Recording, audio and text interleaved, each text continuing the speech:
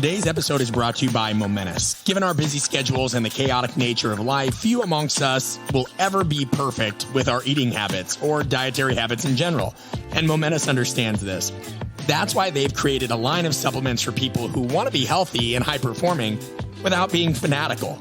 Learn more at livemomentous.com and be sure to use code BRETT25 at checkout for 25% off your first order and 15% off any subsequent order. Again, that's livemomentous.com and code BRETT with 2 T's 25.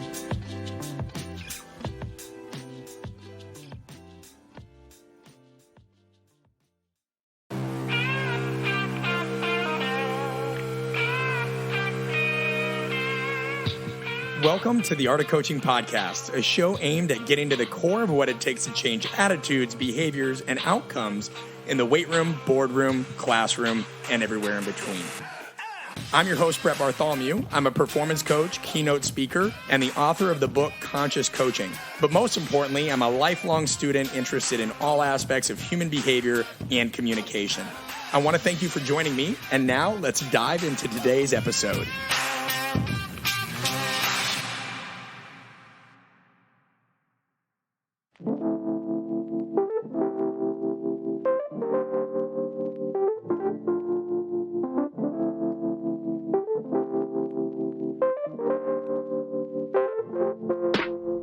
Today, I sit down with Brad Stulberg. Brad is an internationally known expert on human performance, well-being, and sustainable success. Yeah, so you know those people that tell you to hustle, grind, all of that stuff? He is the exact opposite. He is all about helping you win over the long term.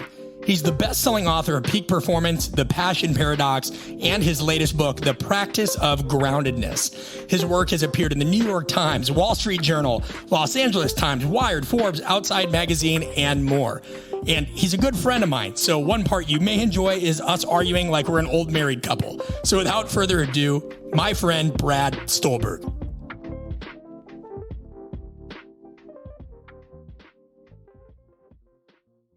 What's up, everybody? Welcome back to another edition of the Art of Coaching Podcast. I'm here with Brad Stulberg. Brad, welcome back. Hey, Brett. It is great to be talking to you. Hey, Brad. It's good to be talking to you too, especially because I'm going to push back on you and we're going to have some fun on this one. For anybody who has not listened before, Brad and I are good friends. And so because this is a conversational podcast, we can give each other a little bit of a hard time. So, Brad, you wrote a new book, The Practice of Groundedness, a transformative path to success that feeds, not crushes your soul. Brad, what's going to convince me, and I've read it, so of course I'm saying this tongue in cheek, what's going to convince me that when I open this is not some wishy-washy book that's going to tell me to quit striving so hard for goals and just practice gratitude and meditate more? Why do I need this book? So what I would say there is just the definition of the term groundedness. And that's offered very early on in the book. And it's quite explicit that the goal of groundedness is not to get rid of ambition or striving. It's to situate that ambition or striving in a firm foundation so it feels less all over the place and frenetic. The metaphor I like to use is this. There's a peak of the mountain. There's two ways to get to the top. One way, you're constantly obsessing on what the peak's going to look like. You're worried about what people will think if you don't get there. You might be putting it up for your Instagram story with 9 filters along the way, and your entire self-worth is wrapped up in getting to the top of the mountain. The other way to the top of the mountain is to show up day in and day out, be where you are, put one foot in front of the other, enjoy the view from the side, and have some fun along the way. Be present and be patient. Both of those climbers might reach the top of the mountain, but the texture of their journey is going to be totally different. And what I'm trying to do in this book is help you be the ladder climber. So you can strive, you can achieve goals. There's so much fulfillment that comes in striving for something that's meaningful. I just want to situate it in a way that it doesn't make you crazy. Yeah, I think that makes sense. You know, when we talk about a lot of folks in our internal community respecting the craft, without getting stuck on, you know, a term that you've used before, this hedonic treadmill, right? You can respect your craft, but you also have to know like what's too far. And I think I've explored that. People are familiar with my story. I know you have as well. But when you think of people going too far, adhering to that old mantra of you never know how far you can go till you risk going too far, how does that align or maybe differ from this concept of heroic individualism? Because I like how you frame this up, right? This idea that we chase that. Yeah. So heroic individualism, first, let's define the term, right? It's this game of one-upsmanship against yourself and other people. So you're constantly trying to outdo yourself and other people, where like measurable achievement is the only arbiter of success. So you're constantly looking at these external dashboards to see how you're doing. And that could be, if you're a creative, it could be book sales or podcast downloads. If you're a coach, it could be high profile athletes you work with. If you're a professional in the business world, it could be revenue or how many minions or underlings you have reporting to you. That's fine, but that can't be the whole thing, because eventually what happens is like the numbers go down or they're not as good as you thought they were. And as a result, you're like constantly chasing your tail because it's never good enough. Like you always need more. Anyone that's ever had a success understands the urge to like want the next success. And again, the point of this book isn't to stop striving. The point is to make it less of a compulsion, so that you can do so from more of a place of like freedom and joy and love. And that sounds woo-woo. And before you push back, I'm going to explain what I mean by that. So if you're doing something because you feel like you need to, like everything rests on this thing, you tend to get really tight. Your shoulders might rise, your eyebrows might tense up. If you're doing something from a place of joy and love, you tend to be more open. And there's all this research shows that most people, not everyone, but most people perform better from a place of like joy and love. This is in the research literature. This is where flow comes from, but it's also in all these ancient wisdom traditions. Like the goal of any major ancient wisdom tradition is to lose a sense of self. How do you lose a sense of self? By not fucking obsessing about yourself all the time. And by focusing on your language, on the craft, you become one with the craft. You get the best results. You also get the most fulfillment. Yeah, no, you did a good job of that. And I appreciate, this is what people will love, this episode is, because we will push back on each other and have some fun with it. It's so much more real, right, than just these scripted podcasts. And what you're touching on reminds me a lot of these kind of three models of commitment, right? There's affective commitment, doing something because you want to. There's continuance commitment because you feel like you need to, which you alluded to. And then normative, like, oh, I ought to. And we see this so often, even though so many of our listeners now span from firefighters and coaches and what have you. But in coaching specifically, I saw this in my own background of people chasing the job, people chasing the thing, people chasing the label, people chasing the highest level athletes or whatever the perception is. And they can't get off that treadmill, Brad. Like that is heroic individualism of, well, I'm doing this for the right reasons. Okay, then why do you need to continue to move your family 36 different places just so you can work for this university? And I've fallen victim to that too, right? Because it is a blurry line. It is like, hey, I want to be great at what I do. I want to do it at the perceived highest level. But then there comes this moment where you realize, oh, there's dissonance. There's plenty of people that get to this level. And like you said, and you say in the book, that ain't what I thought it was. I wonder, do you have your own experience of this? I mean, you've written 3 books now, right? This is number 3, correct? Yeah. You've written 3 books now. You have a successful coaching career in your own right. Like, when did you start asking these questions of yourself? I mean, I experienced it. Like, I thought that getting a literary agent would make me content. Then I thought that publishing a book would make me content. Then I thought that having that book be a bestseller would make me content. And then I finally realized that, like, guess what? Contentment is not out in front of me, or if it is, I'm not going to find it. I better create it like in my life right now. So I've been thinking about this stuff, I don't know, over the last 5 years, because every stop on my journey that I thought would bring me fulfillment has not. What has brought me fulfillment is when knowingly or unknowingly I'm practicing groundedness. Like, I am where I am, and I'm focused on being present and patient for what's in front of me. So that's the first thing that I would say in terms of like, how did this come about and how have I experienced it in my own life? The second thing I'd say is it's really freaking hard. Like, we live in a society that loves heroic individualism. So let's just talk about like the consumer capitalist model. The whole point is to make you feel like you're not enough. So you buy some product, service, or good that then makes you enough. If you watch a commercial for cat litter, the people are beautiful. that doesn't have anything to do with cat litter. The whole point is to sell you on this idea that you need this product and then you too will be beautiful. God forbid, like a commercial for a fancy car or a watch. They're not selling the car or the watch. They're selling being this like, sleek, smooth person. And the whole system is set up to have us think that like success is out ahead in front of us. And it can be, but if that's 100% of your motivator, you're going to end up burnt out, anxious, depressed, restless, whatever it is. The researchers, they call this the arrival fallacy, right? What a clever freaking term. Right. And that is that we think we're going to arrive, but it's a fallacy because when we get to that point that we thought would be our arrival, the goalpost is always 10 yards down the field. I talk about this in the book. Ray Allen, in his biography, because I know we got some sports guys and gals listening to the show, he talks about how one of the worst days of his life or the hardest days of his life was the day after he won a championship. Because he thought that if he just won that championship, he'd be content. And he woke up the next morning and he's like, well, shit, like what next? So this book really tries to change the psychology, not so that you don't strive for the next thing, but so that you don't feel emptiness along the way. So you can both be good enough now and want to get better. Yeah. And I appreciate the mention of the arrival fallacy. And you hear a lot of different terms for this, right? The idea of, the second mountain or the sickness of more.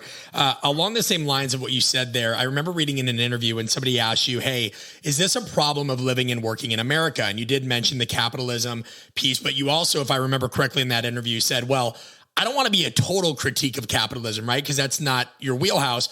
Because that's one thing that I would think. I think inherently in people, right? Just looking at Maslow's hierarchy of needs, many of us feel like at some level we're not enough. Many of us feel like we have something to prove. That can't just be because, that's only if you live in a capitalistic society. I mean, or is that your stance? Because that's not. So yeah, I'm glad you're asking that question. So the first thing is right. That is out of my wheelhouse. And I think that like capitalism gave us vaccines in record time for a deadly pandemic. So clearly not everything about capitalism is bad. It's the human condition. And you look back at these ancient wisdom traditions and the practices are all to counter this sense of like not feeling enough, trying to fill emptiness, particularly Buddhism. Like the whole point of Buddhism is you suffer because you're striving for something that's an illusion. And I think that consumer capitalism in particular preys on that at hyperspeed. So is it the human condition? Absolutely. Has it intensified, particularly now due to technology that allows us to make our personalities brands on a marketplace, which is social media? Also absolutely true. So I think both those things are true at once. I think it's both the human condition and I think that we live in a culture where it's intensified. And I think you can do an empirical experiment on yourself to prove this. So if you disconnect, and I've done this, and I think you have as well, and you go out on a hiking trip or some vacation where you're totally disconnected for 2 weeks, the first few days you probably feel really anxious because you're like, what am I missing? I need to respond to emails. Then on day 3 or 4, you might be like, oh my God, if I'm not on Instagram or I'm not tweeting, am I still relevant? Day 5 or 6, you finally settle in and you're like, holy shit, I feel free. Well, what happened? You removed yourself from that culture that's like constantly keeping you on that hedonic treadmill. Now, the point of the book, as you said, isn't to go check out into a monastery for 20 years. The point of the book is to control the treadmill so it doesn't control you. Yeah. And hard stuff, man. I mean, like if I can shoot 60% on this stuff in a given day, it's a win. Like this is really hard stuff, especially as an entrepreneur or a creative or any type of job where performance is a big part of it. Because the flip side of this, and I know you're really good at cutting through the fluff, is people will just be like, focus on the process. That's true and it's good, but like results matter. So this isn't about like let's all sing Kumbaya and forget about results, but results just can't be the entire thing because then you just end up chasing them your whole life and you're miserable whether you achieve them or not. For sure. Well, and I think one of the big differentiators, the small thing that I noticed about your book is I like that you called it the practice of. Listen, there are a lot of things that people will say, oh, I get it. Yeah, this book's just about this, that, what have you.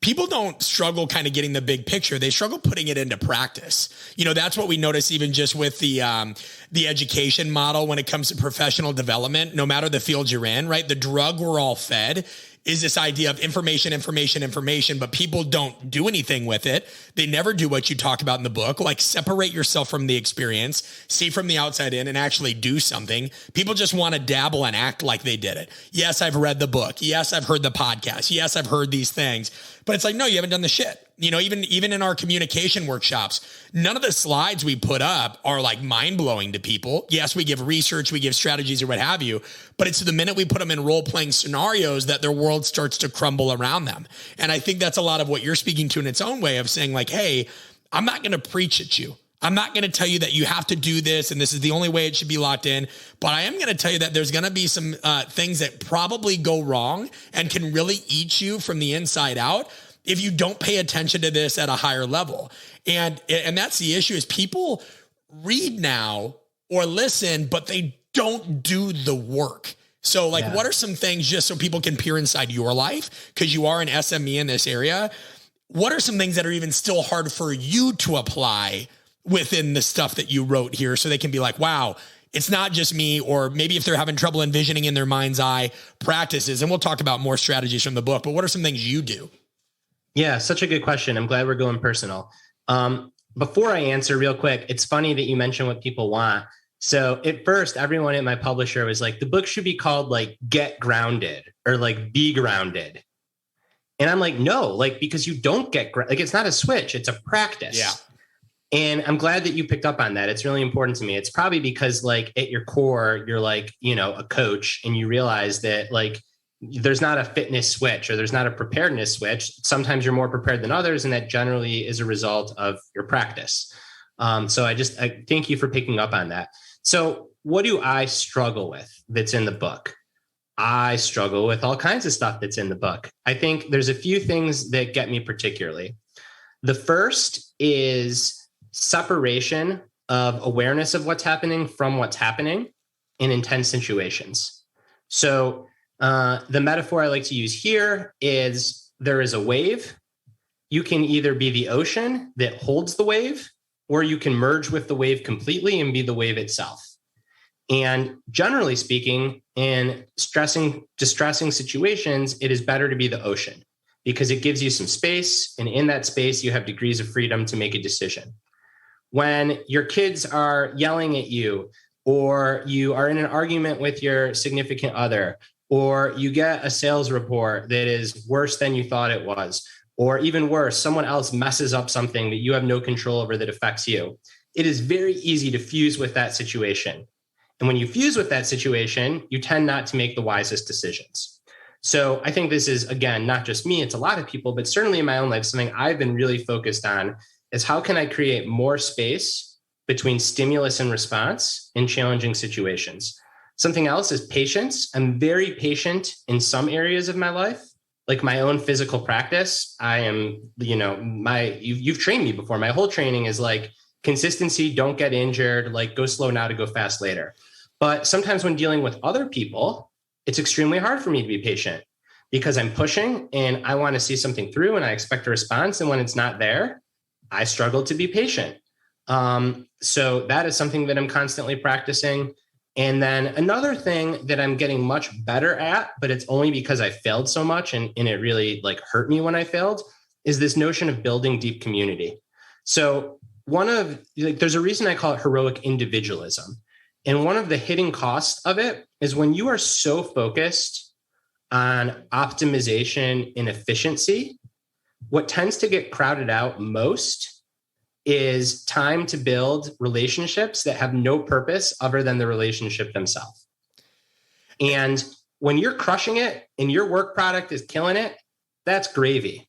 But when your family member gets a cancer diagnosis, or you need orthopedic surgery, or depression or anxiety creeps up on you, if you've been moving at warp speed and have neglected time to build community, there's going to be nothing there to hold you when you fall. So in my own life, you can probably, tell just by the fact I've published 3 books, even the pace at which I'm talking, like I'm a pusher, and it takes a lot of discipline and restraint to prioritize time to build community, because building community is really freaking inefficient. Like getting to know your neighbors, you don't get anything out of that right away. It takes time. It takes energy. And I think that in today's hyper-connected world, so many people put that off and they substitute it with like fake community. So like social media or message board or whatever it is. And again, that's fine when you're moving 100 miles an hour, but when you're forced to slow down, like if you don't have deep community, then you're going to be in a rough spot. Well, and this is where, if I can riff on your point about community, because I think that's huge and it's a selling point in the book of itself. There's two areas I see this as well. And I'm going to share these just because our audience has given us feedback that when you go personal and when I go personal, it brings these things to life a little bit more. We even see it in the podcast space. So I really like the podcast. It's something that I don't feel the need. It doesn't stress me out. It's very cathartic, but we also want it to grow. And the reason I started this podcast was to have more people like you on who are no nonsense, will get straight to it. Don't mind the fact that it's unscripted and what have you. But what we see when you talk about fake community and people that kind of build without expectation is it's almost like if you want the formula for how to grow your podcast, it's have a bunch of celebrities on, or this thing where people will go to the houses of people because they have to they're networking, right? When in reality, the expectation is, no, I just want this name on my podcast to build it and build it and build it and grow it. And cool. Yes. Maybe you like that person. Maybe that you get closer and what have you. But what I've found is much more freeing. Granted, it's the slow route, right? And by the time this airs, we'll be within a few months of 2 million total downloads. Is we'd rather have kind of the other underdogs, the misfits, the outcasts, the people that don't mind sharing the messy realities of leadership like you want and other people, and say, hey, no, we actually value the conversation. This is real community. We don't need to chase the quick route. We don't need to do this.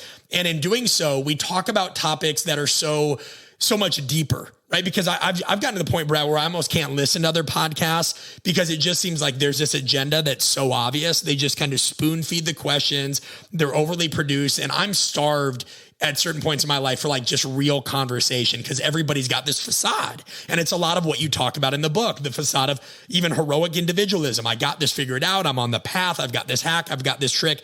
I've got this secret. And so that's troubling to me. I think the other thing is when we look at professional development, people building this false community of other people that in actuality just agree with them all the time. And you would see this in coaching as well. Oh, we do in-services or we do this. No, what you're doing is going to conferences and clinics where there's more people just like you instead of things that might stretch your abilities.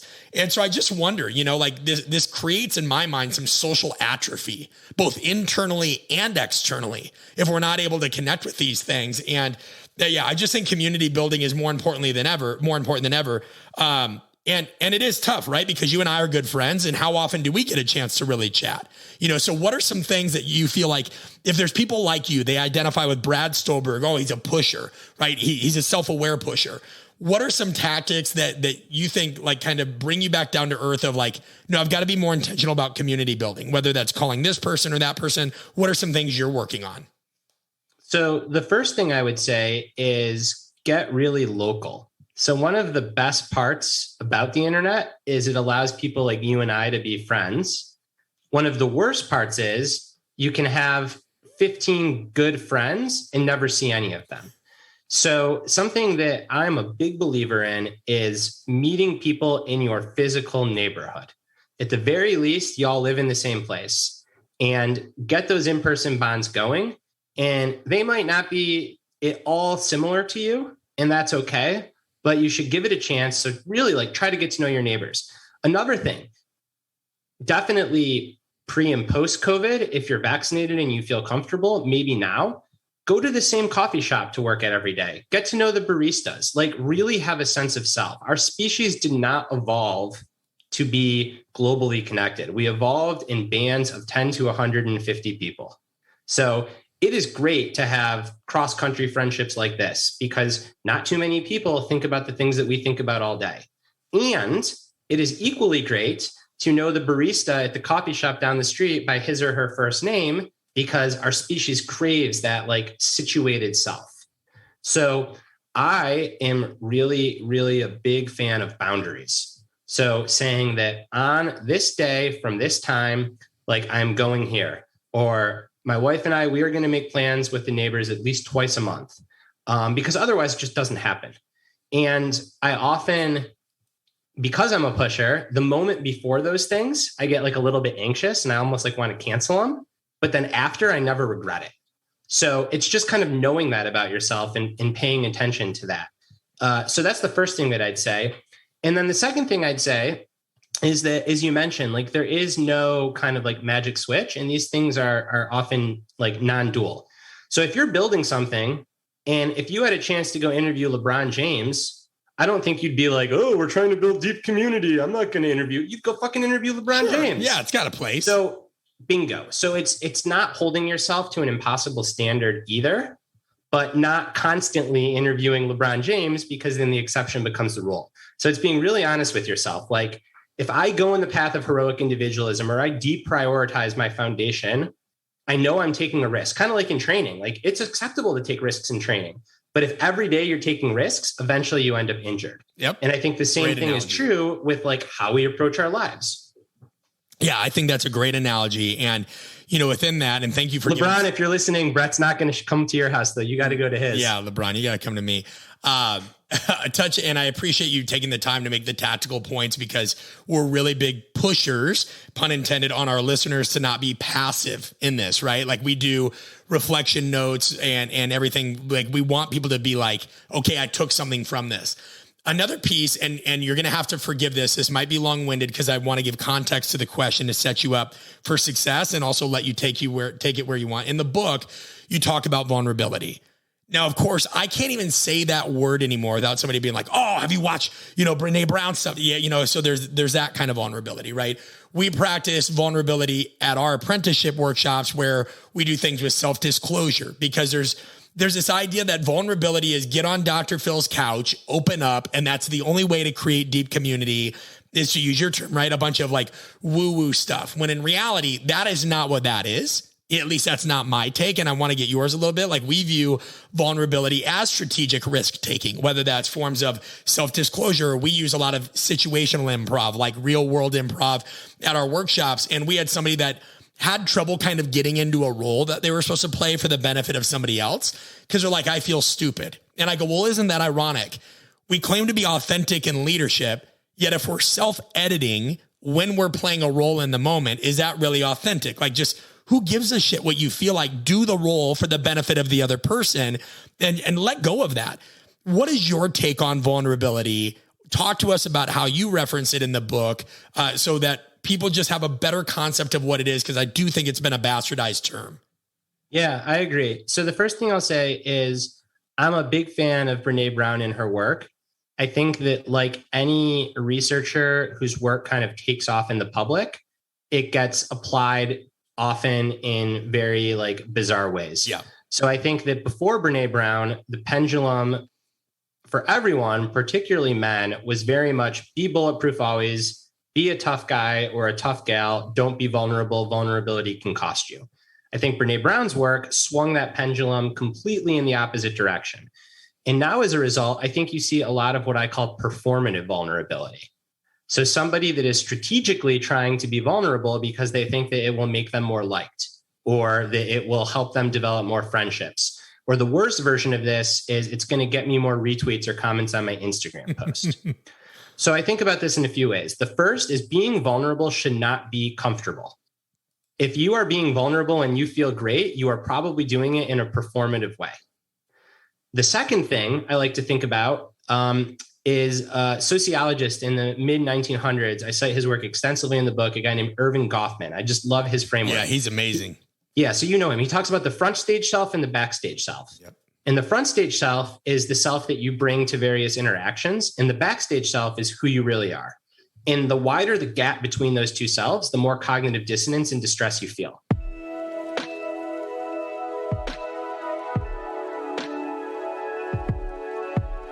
Hey, quick break in the action. Listen, everybody wants to be the type of coach that makes a lasting impact, the one that's authentic, the one that makes a true difference. Basically, the person that can get the best results out of somebody, even if that means yourself.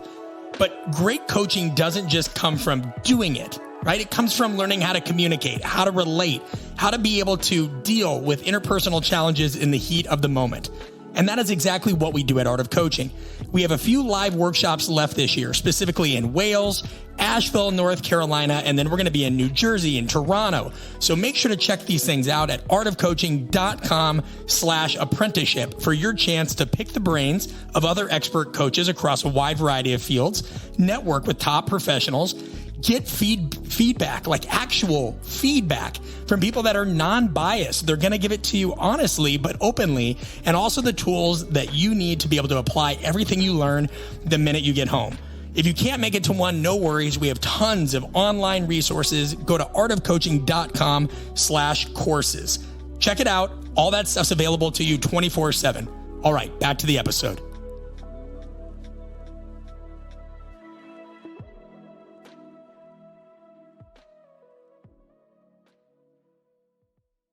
And the front stage self is the self that you bring to various interactions. And the backstage self is who you really are. And the wider the gap between those two selves, the more cognitive dissonance and distress you feel. So the whole goal is to get those selves as close together as possible. So how do you get really tactical? I'm going to tell a story about a coaching client I have. She just took a big C-suite role with a major company, and she started to get like really nervous. She felt in over her head. She felt like she had imposter syndrome, particularly when she was speaking in front of huge audiences internationally. And she was performing. And I said, like, well, what do you really want to say? And she's like, what I really want to say is I feel like an accidental executive. I don't know how I got here. I feel in over my head. I'm like, why don't you just say that? And she's like, well, because like the people have to be confident in me. I'm like, okay, I get that. What could you say that's as close to that as possible? So what she ended up saying is, I feel like an accidental executive, this new role can be very overwhelming at times. I'm trying to do my best to learn as I go. And that's why I need your all, to the people she's speaking to, help to engage in these talks and these town halls to give feedback. She felt better. The feedback from the talks got better. So one like real practice is ask yourself what you really want to say, and then say as close to that as possible. And the reason it's as close to that as possible is sometimes you can't actually say what you really want to say. If you're the head of a new company and everything is going to hell in a handbasket and you've got 100 people looking at you, you probably can't say like, well, I feel like I want to quit today. But you also don't have to go up there and try to be all put together. You can say, this is really hard. I'm a little bit scared. You know, we need to come together to get through this. So I think it's those kind of three things would be the take homes. The first, if it feels easy, then you're not actually being vulnerable. It's performative. The second, front stage self, backstage self, try to keep that gap as little as possible in all areas of your life. The third, in the moment, the practice is when you catch yourself performing, ask yourself what you really want to say and say as close to that as possible. Yep. You know, 3 key points, especially with the part about being performative with vulnerability. You know, another reason we lean on improv is because that's our form of overload. Right. And so we see that when people are put in this kind of adjacent possible scenario, that vulnerability finds them because they can't prepare for it.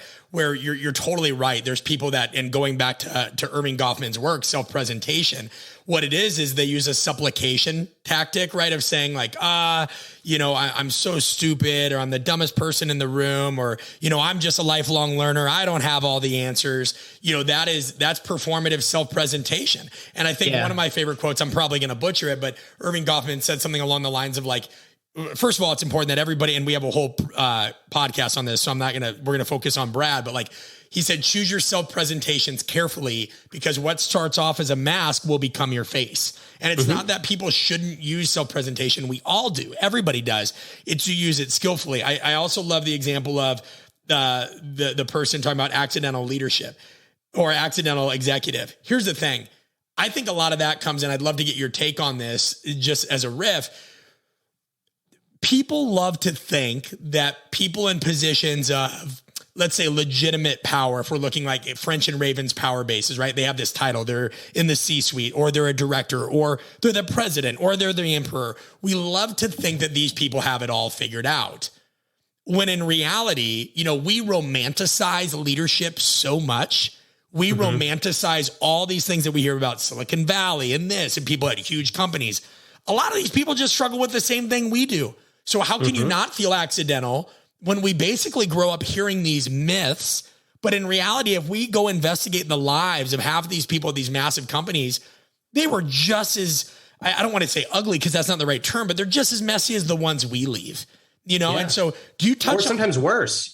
Right. And like, so I wonder like what part of your book touches on this? Cause you have so much within that framework when we think about acceptance and presence and patience and vulnerability, this idea that maybe we need to quit romanticizing this peak as you allude to and focus once again on that base of the mountain. Like, does that fit into the acceptance piece, the presence piece of like, where does that fit?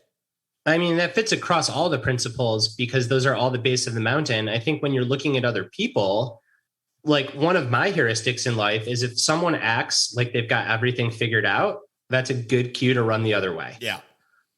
So that's the first thing I'd say about that. Also, going back to vulnerability, you raised a really good point about the people that might come in and kind of like diffuse by being like, well, like I'm a lifelong learner. I'm not good at this. Like, I don't think I'm going to do well.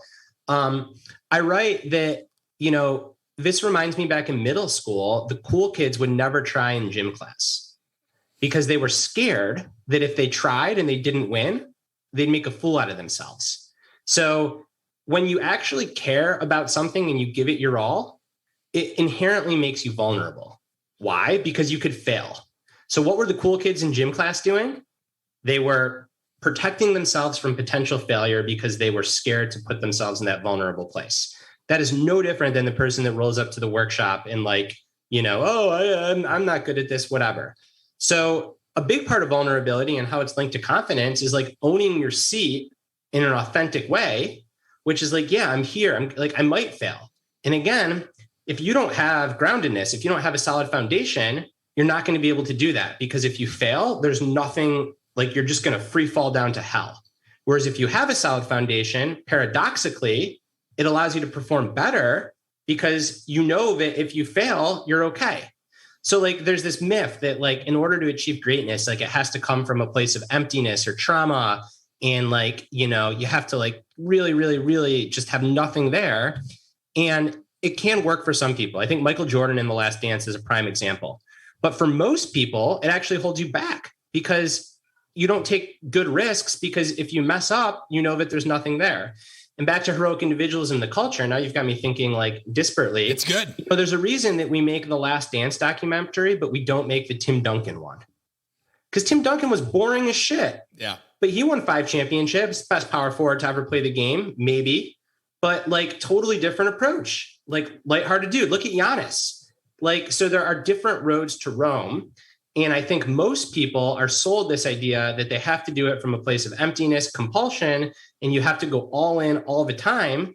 And what I say is like, we're all going to die. So like take the Giannis route or take the Tim Duncan route, like have some fun along the way. Like you don't always have to be so angry. Yeah, we're always told that, aren't we? And you see it systemically. I mean, I've talked to you about this in our conversations, right? Our entire company is about communication, the least sexy thing there is. Yet it's the thing that started wars, ended relationships, cost people their reputation or what have you. Yet, you know, millions, hundreds of millions have been made teaching people different training techniques, sports science technologies, all the sexy stuff, yet devoid of a coach that connects and communicates. Those things they're not going to hit. Just like devoid of anything at the base of the mountain that you're talking about, you might have some success with these hacks periodically, but it's not going to be, you're not sustained, right? These things aren't going to be sustained. Can I give you guys another metaphor? Because Yeah. I really just the metaphors really help me. So you can also think of, I gave the mountain, you can also think of a tree. And when you see like a big redwood tree, you often immediately look at its overstory and it's beautiful. And then maybe you look at its trunk and it's like this big, thick trunk, but you never think about the roots underneath the ground. But it's actually those roots that's what hold the tree up during hard weather. So we often neglect our metaphorical roots because we're so focused on like the top of the tree, the overstory or the trunk. And it's the stuff that we don't see is what actually like gives us a chance to be well and do well, like in the crazy world that we live in. But it's hard because the stuff that other people don't see doesn't get like you relevance or you rewarded. So it's not easy.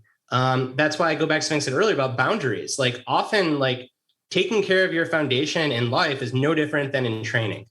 If you let an athlete go with their own devices, they're never going to do like the boring 1 foot skip, whatever bullshit drills you used to program for me.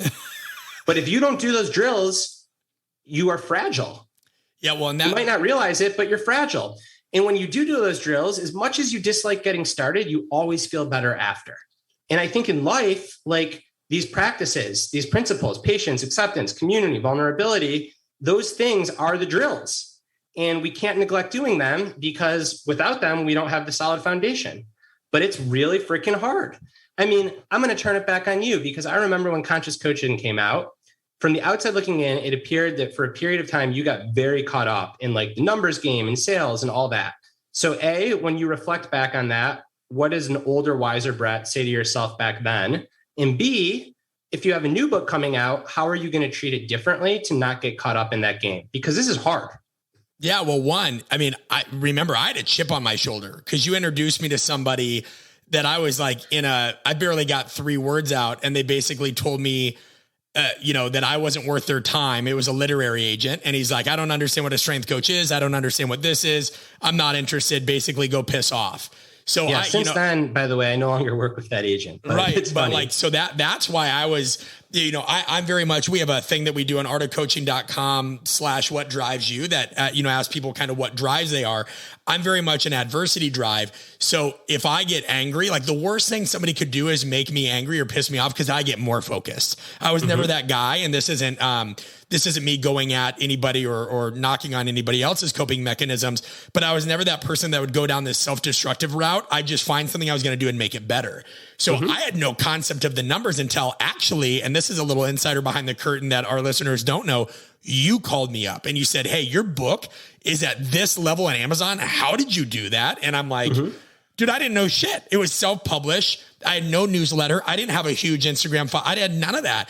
And so then all of a sudden you planted that seed in my head and I started paying attention to it because I had this lifelong rally against one size fits all leadership. Because when I was in a tough situation, I didn't have the book I wish I needed. And I'm still, that's still my next book.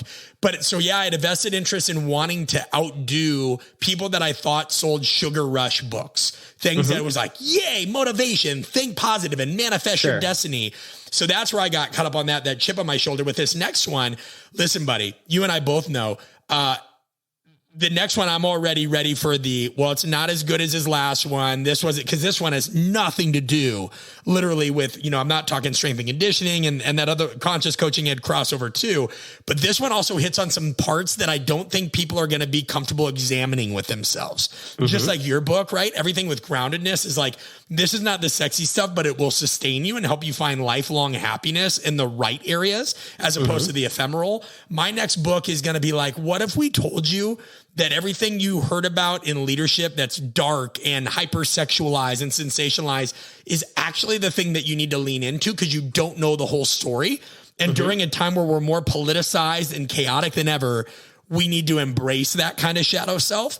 So yeah, I think I've just kind of put myself in that scenario of, or like you've warned me against multiple times, hey bud, if you do get an agent and a literary agent, be aware that they might neuter the book. So I think that's where I'm actually more ready for war, metaphorically speaking, is this book means so much to me. If somebody tries to neuter it, I'm going to feel really anxious about it. But sales wise, this one just has a very different goal. So I don't know that I want people to enjoy it, but I'd be fine with a cult classic. I'd be fine with that Enemies of Greatness, Cyril Connolly, where people might reject it at first. And then they're like, shit. Yeah, we needed this. Does that answer your question? It's honest. It's me being honest. Yeah, it does. But like I guess the pushback is how do you get in conscious coaching? Like at what point do you get out of the bender of like checking your sales rank? Oh, I don't check it now. The only time I check it. No, not now. But how long did it take you when the book came out? Well, you asked me all the time. That didn't always help.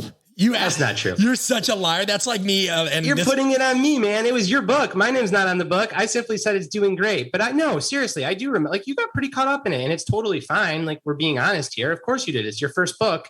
I think every first time author goes through it. But what was it when you said like, this isn't fun. Like I don't need to be spending this much time and energy on this. Well, I think when people ask me, like, for example, even just preparing a proposal for the next book, we were told that we had to report all the numbers and this and that. And as you know, Amazon or a lot of these places doesn't do a really good job of that. And so then we had to figure out like, okay, how do we account for the books that were sold to corporations when we went and did speaking gigs? It almost felt like I was being judged on it.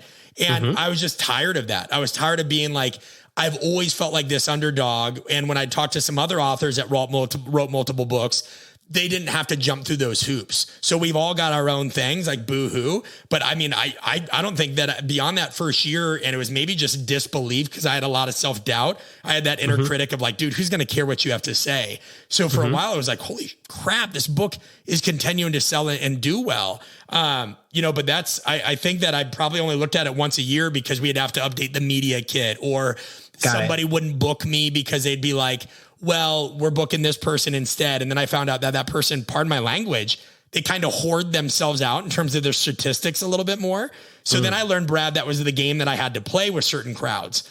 And in coaching, that's very 180, right? We're very just like, hey, it's not about us, what have you.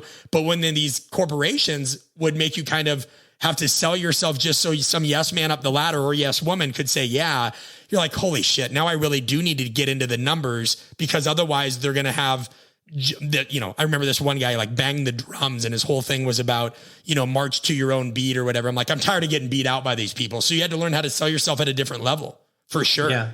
That's a good answer. Similarly, I'd ask you, and by the way, you get like 20 points for not mentioning the iceberg analogy. I'd lose it on you if you're like, well, it's kind of like an iceberg. The things that, man, it's really underneath the surface. You just see the peak. Here's what I wonder. We're having this conversation now. You've been prolific with your writing. You're prolific. You have your blog. You tweet like nobody's business. I think I only get on Twitter to put something of my own out just so it's there for public record and to check you. And man, you are just prolific. You've got all this stuff. When is it going to be enough books for you? Let me push back on you as a friend now. When are you done writing, Brad? Yeah, I mean, I want to write until I die because I love writing. So for me, it's less about when is it going to be enough books, and it's more about saying no to everything else. Yep. So I have my coaching practice, which I enjoy, and it makes sure that I have skin in the game. So if I'm writing about high performers, I'm actually coaching them as well, and I'm learning from that, and I'm getting to test these principles. And then I write. I don't do that much speaking. I don't do workshops. I've turned down offers to do online courses. I have a podcast with my collaborative partner, Steve, but like it is pretty lowly produced. So for me, it's actually the decision is I want to do this one thing and I want to do it well. I mean, there's a reason, back to giving you a hard time, you're always bugging me to get on Instagram. The reason I'm not on Instagram is because I can't practice writing on Instagram. Why am I on Twitter? And why aren't I tweeting political nonsense, but like actual sentences? Because Twitter is a great way to practice writing. But like you can write longer captions on Instagram than I'm the opposite. They're captions, man. The writing should be the thing. Yeah, but so in any event. Oh, no. Like, time out. You just said that you do. The whole reason I got off of Twitter and did Instagram is so you could see there had to be imagery or video or something associated with what I was doing. And so you're saying that what is Twitter now? 148 characters? No, man, I get 280. But if you can get a point across in 280 characters, that's not bad. And it allows you to test ideas and refine the thinking and refine the writing. And part of it is just giving you a hard time. But I guess my point is like, I have coaching and I have writing. Yep. And those are my things. And it requires saying no to other things. It requires turning down things that might make me more relevant. But that is when, for me, I would start to be too stretched. And that happens like right now. I mean, I prefer to walk my dog than to try to expand my brand on the internet. Sure. Well, I mean, I think a lot of us would agree with that, right? I don't know that there's many of us that, like, for example, when my next book comes out, I don't look forward to the launch of that, right? Like, launch is tough. I was just saying, but it's also, you got to remember like why you wrote the book and that you want people to read it and you want them to engage with it. I think it's just important to put some boundaries around like, how long are you going to be in marketing mode and how can you actually honor those boundaries and not just say, oh, 1 more hour, 1 more day, 1 more week, 1 more month, because then it becomes your whole life. Well, and this comes down to my final question for you, because I know you got to jump. When you write, and this question is in the context of the person that's listening right now that knows there's something they want to get out, but in that writing is incredibly difficult. They're not sure how, they're still trying to find their voice, all this stuff, right? When you write, how much of it to a degree is writing to like a former version of yourself or exercising your own demons? Does that question make sense first? Because I can rephrase it. The writing to a former version of yourself, yes. The exercising your own demons, I'm not sure about. Okay. So meaning, of course, you write books for many reasons, to put stuff out that helps people, to make them think, you have general interest, what have you. Exercising your own demons in the sense that like you obviously feel very passionate about the things that you write, right? Like I know, for example, in this book, like you were rallying against things that can actually increase anxiety and OCD and what have you. Do you have any of these things yourself? Do you have any elements of OCD, anxiety, or what have you? Do you deal with any aspects of that? Oh yeah, totally. I mean, we talked about that in your past podcasts. Right. Like but that's what I mean. So how much of that assuages as you're writing, as you're putting this stuff out into the world? Like, and maybe the best example I can give is I once wondered why my core industry when I started out was so screwed up. So I went deep into this research, of which Irving Goffman was much of it. Kurt Lewin, right? Change psychology, all these things. And I created an online course. And this course was like, why do we get stuck? And why are so many people in this profession stuck? And in that, I found cathartic kind of nature to it because I realized why I did some things. I was able to extrapolate on that, help other people kind of avoid the same traps, but also kind of give this thesis to the field of, hey, like, this is why we're having so much burnout. This is why we're having so much stuff. I guess that's what I'm asking is how much of your work is perpetuated by your need to make sure people are better armed to deal with some things that you might have dealt with? You know, I think that is a part of it. I think that for me, writing is like meditation. Like I lose my sense of self. I am no longer writing. There's no I, it's just ideas. And there is actually no I because these ideas are coming from scientists, ancient wisdom traditions, people I've interviewed. So for me, it's just like, you know, it's this really almost like spiritual endeavor of the ego really floats away. And it's like, oh, these are just ideas. And what's neat about a book is like a book very well could outlive you. So it's not you, it's like your brain or your mind at a moment in time, melding with the minds of all the other people who influence your book. And then you get to put it down on paper. So for me, it's less about like, I'm on this mission to help people with things that I've struggled with. And it's more just trying to give people a language to explain things that are happening in their own lives. Because once you can name something, then you can do something about it. So once you can name heroic individualism, then you can identify when it is encroaching on your own life. Once you can name groundedness, then you can say, well, here's something that might be an antidote or that I might develop. Once you understand and once you might be like, oh, I need to practice acceptance, then you can actually practice it. So I think for me, and why I like speaking metaphors so much is, you know, when you can name something, you have power over it, right? That's like a very old spiritual saying, but it's also what the research shows, like affect labeling. The more you can name an emotion, the more power you have over it. So I think part of what I'm trying to do is like give people a language for things that they might feel to allow them to name those things, equip them with some practices, and ultimately then they get to take it off the page and do whatever they want with it. And like, that's how a book lives on, you know, takes on its own life. So that is a very circuitous answer. To the person that might be struggling, my first drafts are shit. And that's like the most important thing to know. If you try to write a good first draft, you will never write anything because there's never been such a thing as a good first draft. So you have to talk about being vulnerable with yourself. You have to allow yourself to just go and trust that when you wake up the next morning with fresh eyes, you'll make it a little bit better. And then when you edit it a week later, it'll be a little bit better. And then when you send it off to a colleague for edits, it'll get a little bit better. And if you're like truly stuck, I've never used this, but a lot of people have, and it works really well, is just pretend that you're emailing a friend to discuss an idea and just start writing them an email. And then that becomes your first draft. Yeah, I think that's helpful. I hadn't heard that one either. I had heard, hey, act like you're having a glass of wine or chatting with somebody or what have you. For some people that were, I know for me, one thing that never worked was outlining, traditional outlining, right? Like I'd be like, and you alluded to this early, wonderfully. I call it half-lifing your message. We actually stole that from two researchers in Michigan. But when you're going back to that executive saying, what do you want to say that. We do this exercise where even when people introduce themselves at our workshops, they get a minute. Hey, who are you? Why are you here? How can we help? Whatever. Then they have to iterate it and do it in 15 seconds and then 5, because it teaches message prioritization. So I would kind of just put notes of like, what am I trying to say? Great. What's the purpose? Who's the audience? What have you? So I think what you did is huge. Another thing I want to point to and then we're going to talk about all the places people can support you, but I just want to thank you for it is, and I know it's a super silly thing, but it's big to me.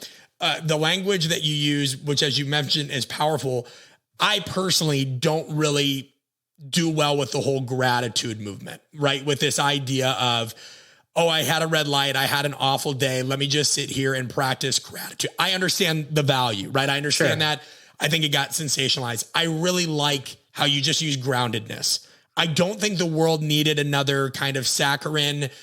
Well, they're completely different. And I get that. But I think some people might still think like, everybody interprets, there's many definitions for words, right? Every word has at least 2 definitions in the dictionary, but words and meanings of those words are in people as well.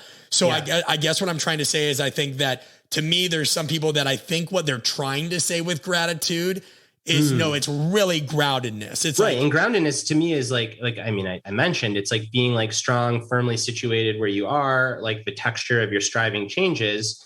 Tell a depressed person to practice gratitude, like it immediately falls apart.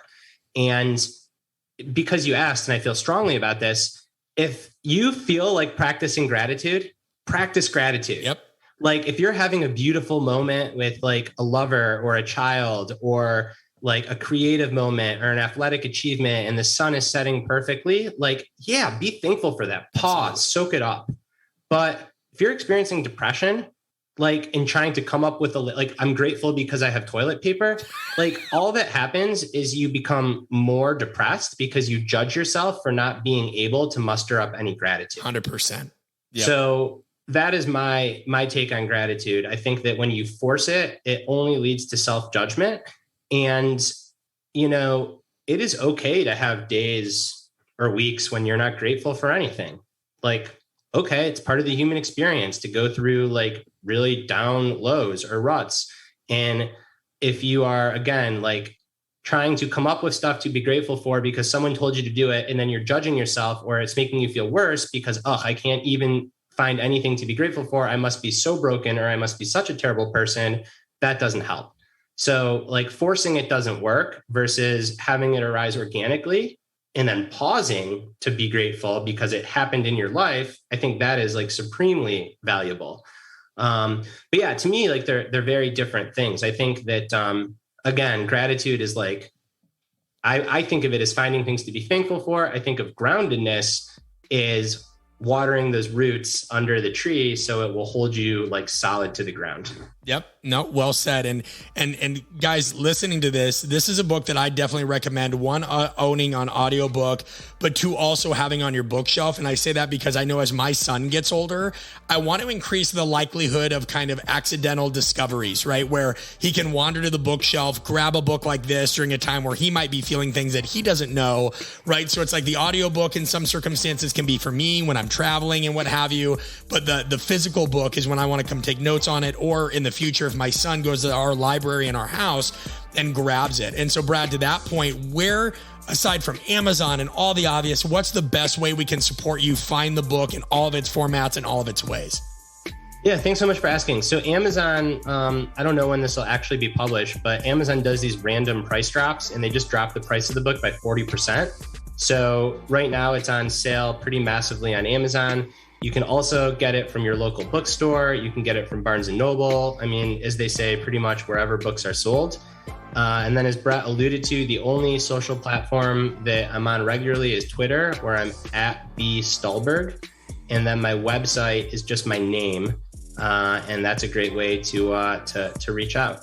And guys, as always, these links will be in the bottom. The book, The Practice of Groundedness, the transformative path to success that feeds, not crushes your soul. Brad, you've given me some juice back, because this has been the type of interview, or type of conversation rather, we like having. We gave each other a hard time. We talked in an asynchronous way. People got to learn about your stuff. And this is what a conversation should be. So thanks for having fun with us and putting out really tremendous work, and also not taking yourself too damn seriously, even though you take your craft very much so. Yeah, Brett, I love you too, buddy. Thanks for having me. All right, guys, until next time, this is Brett Bartholomew, the Art of Coaching podcast. We'll talk to you soon.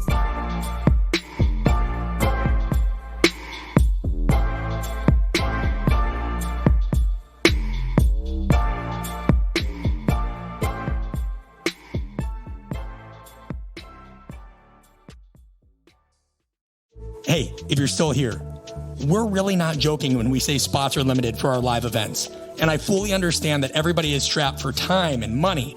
But if you really want to get better as a leader, you can't just read books. You've got to get out there and do. So I'm going to encourage you one more time. Go to artofcoaching.com/apprenticeship. Go to attend an event, and you will see all the dates that we have listed for 2021 and 2022. It's very easy. We have payment plans. We have early bird discounts, super early bird discounts. And if you've passed any of my online courses, you get an additional $180 US off. That's artofcoaching.com/apprenticeship. Thanks so much for supporting the show.